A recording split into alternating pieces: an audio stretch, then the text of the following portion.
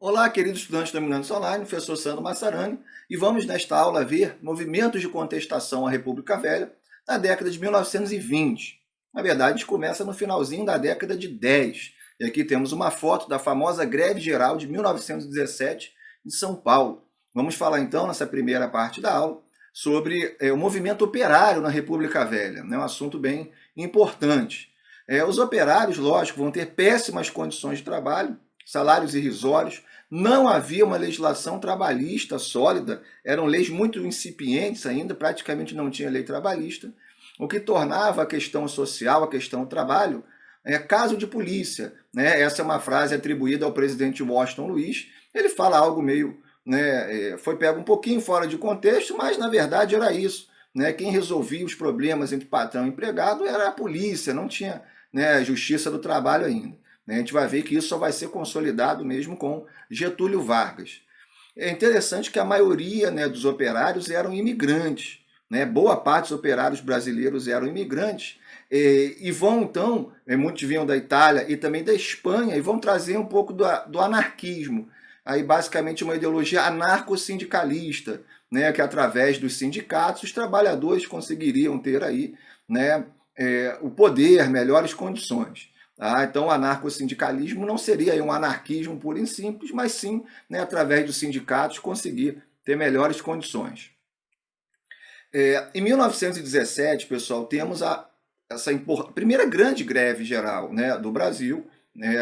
O foco principal foi em São Paulo, mas teve aí alguns outros focos menores, e ela foi sufocada, mas já mostra a importância da classe operária, que vem crescendo. Então, a classe operária já está se tornando uma classe com uma participação política importante, uma presença política importante. A greve tem, na sua essência, essa luta anarcossindicalista e uma luta por melhores condições, contra longas jornadas de trabalho, baixos salários, enfim.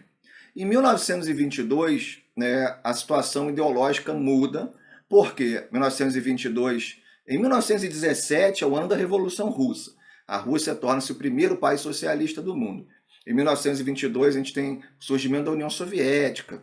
E o anarquismo, não existe um país anarquista, até um contrassenso, porque anarquismo é ausência de Estado.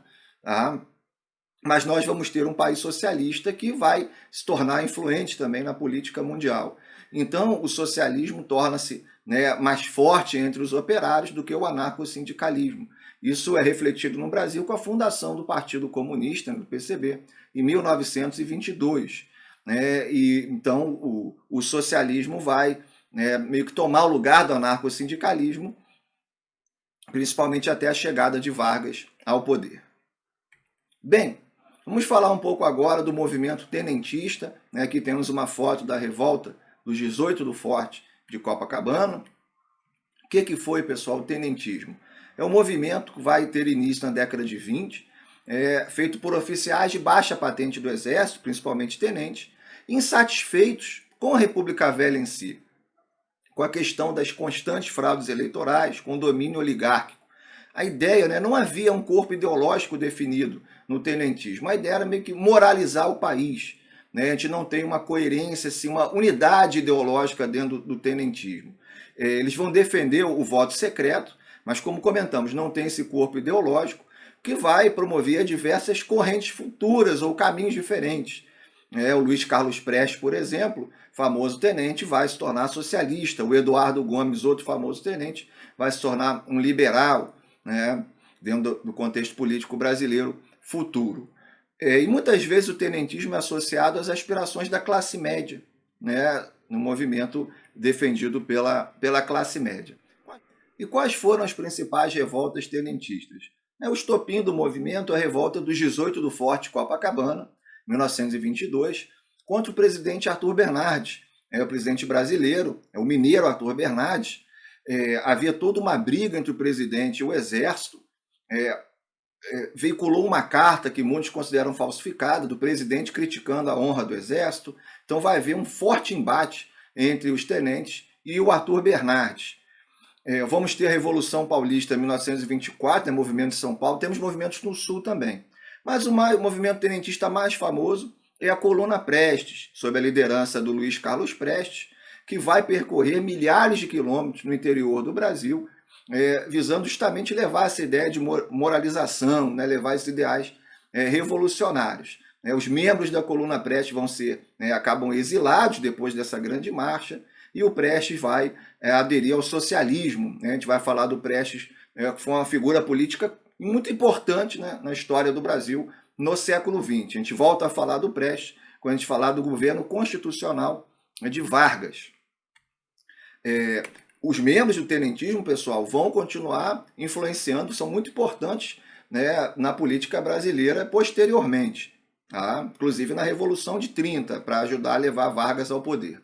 E para a gente finalizar, vamos falar da Semana de Arte Moderna, que vai acontecer em São Paulo em 1922. Aqui temos um ingresso, um panfleto da Semana de Arte Moderna. Reparem que o ano de 22 é bem importante. A fundação do PCB, Revolta dos 18 do Forte Copacabana e a Semana de Arte Moderna. Isso mostra o abalo que as estruturas da República Velha vão sofrer na década de 20. Essas estruturas começam a sofrer, né, abalos. A Semana de Arte Moderna, o modernismo no Brasil, né, vocês veem com detalhes, lógico, nas aulas de linguagem, na aula de literatura, né, mas ela também cai na prova de história. E qual é o foco, né, da Semana de Arte Moderna na prova de história? Basicamente, né, os modernistas brasileiros vão defender ideias de vanguarda, né, novas ideias relacionadas, né, à arte, que ideias essas que vieram da Europa, que vão bater de frente com uma arte tradicional e conservadora. É mais uma defesa de uma liberdade artística. A poesia não deve seguir tantas regras rígidas, a arte não necessariamente tem que ser hiperrealista, a música não precisa seguir tantos padrões pré-definidos. Então, basicamente, é essa disputa entre uma arte mais tradicional, conservadora, em oposição a uma arte mais livre, mais moderna. Uma das principais correntes do modernismo brasileiro é o movimento antropofágico do Oswald de Andrade, que isso tem muito a ver com a construção de uma nacionalidade, né? A construção de um ideal de Brasil, ideal de uma arte brasileira. Não renegar a arte estrangeira, mas absorver essa arte e depois digerir essa arte e depois regurgitar, né? Entre aspas, cuspir algo nacional. Quais foram os principais representantes na Semana de Arte Moderna? Os irmãos Oswald de Mário de Andrade, temos a Anita Mafaldi de Cavalcante, Manuel Bandeira, o genial Villa-Lobos, entre outros. Hoje, talvez, né, a representante mais famosa seja a Tarsila do Amaral, mas ela não participou exatamente da Semana de Arte Moderna, mas ela é uma grande representante do modernismo em geral, então é bom notar isso. Tá? É importante, pessoal, que o modernismo brasileiro ele vai ser influenciado, e também isso vai ser representado na arte, na urbanização, vai ser muito influenciado pela crescente urbanização, industrialização. Então, bem dentro do contexto dessas mudanças que o Brasil está sofrendo, né, na década de 20, vai sofrer aí na década de 30, justamente nessa busca de valorização de uma identidade nacional e de constantes inovações e novos modos de pensamento. Espero que vocês tenham aprendido bastante, bons estudos e até a próxima aula.